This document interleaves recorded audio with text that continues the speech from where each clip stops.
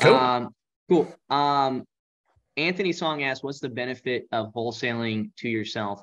The one and pretty much only benefit is that you get to pay yourself early, right? And so if you know that you're gonna make, let's say, 60,000 on a flip, well, I mean, it's pretty easy to just make 30 on a flip and it make good numbers, right? And so I can just wholesale it to my other entity for 30,000 now.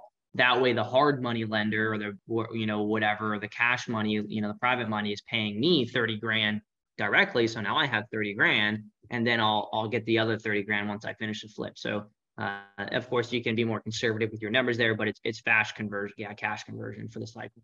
Exactly. Good way to put it, Brandon. So it's actually a really nifty way to go about it for sure. There's a lot of people try to preach that there's a big tax benefit to it, but there's no tax benefit to it simply because it's still cash to your name, especially if you're a sole entity. If you're money to the bank is money to the bank that you own the entity on, which is money to your name, which at the end of the day is taxes paid, right? So there's really no true tax benefit. I love I love your take on that, Tyler. My whole sole purpose is I had an acquisitions manager I got to pay on that. Yeah. So instead of waiting for the flip, I'd rather get him paid something. That way he's more motivated to go get more deals under contract.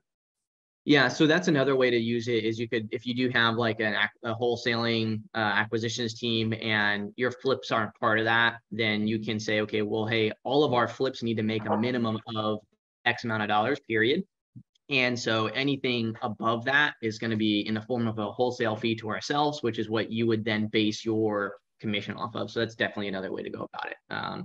We would do that too. Like if we were to keep something as a rental, we would wholesale to ourselves a minimum of $5,000 because with rentals, we want to make sure that the cash flow is still there. And so we'd wholesale if it's for our $5,000, and we would just divert that $5,000 right to our acquisitions when we were doing that.